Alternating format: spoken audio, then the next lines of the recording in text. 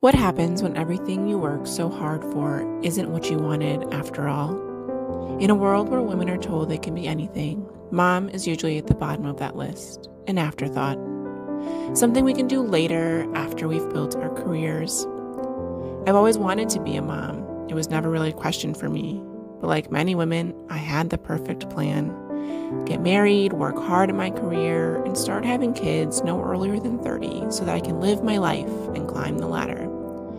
Because we're told we have all this time, that our life is over once we have kids. Enjoy the time you have now when you're single and carefree, we're told. But I'm not really sure that's true. The US is one of the only countries that wants more kids than they can actually have. Mainly because we're having kids later and later, and it's also getting harder and harder to be able to afford them. What used to be achievable on one income is quickly becoming impossible. Childcare for one kid, much less two, is the same as many women's take-home pay. But we're encouraged to stay in the workforce so that we don't fall behind the men, that this distraught feeling we have dropping off our children will get better, more normal. Soon it'll become routine. It feels like our one purpose and fulfillment can't come from being a wife and mother, but should come from our boss's praises and bonuses instead. Admittedly, I believed all of this not too long ago. You could say I'm a recovering girl boss myself. A former CPA and business owner, I thought these things were what defined me, the most important thing. Before having kids, I couldn't truly appreciate the pressure that came with wanting to be with my children and making sure they are thriving while also making sure I'm doing well at my job and managing that responsibility. I also didn't think that I would ever really want to be a stay-at-home mom either. I never knew any stay-at-home moms growing up. It just wasn't a thing in my circle.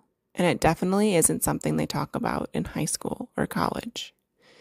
The older my kids get, the more I feel like I'm losing precious and important time with them. I often feel like I'm not where I should be when I'm working. But that's the opposite of how we're told we should feel. It often feels like we should push down that desire to stay at home and get back to work just 6 weeks after birth. Maybe that's not the way it's supposed to be. Maybe being a stay-at-home mom is about finding fulfillment in a different kind of success. One that can't be measured by promotions or paychecks, but by the smiles and milestones of our children. I want to be present for the small moments that make up the fabric of their childhood, moments that can't be scheduled or planned. However, I also recognize the privilege of even being able to make this choice. For many families, including my own, it's not financially feasible for one parent to stay at home. The cost of living continues to rise, and dual incomes have become a necessity rather than a luxury.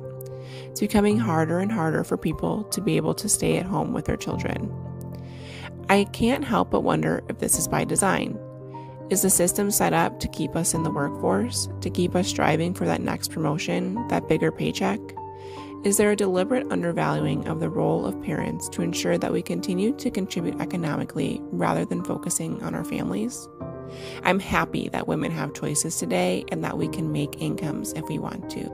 But I also wonder why we have a society where it is so difficult and looked down upon to stay at home. And maybe, just maybe, it's time that we start seeing motherhood for what it truly is. A powerful, meaningful, and incredibly important vocation. And that's the next promotion I'm seeking.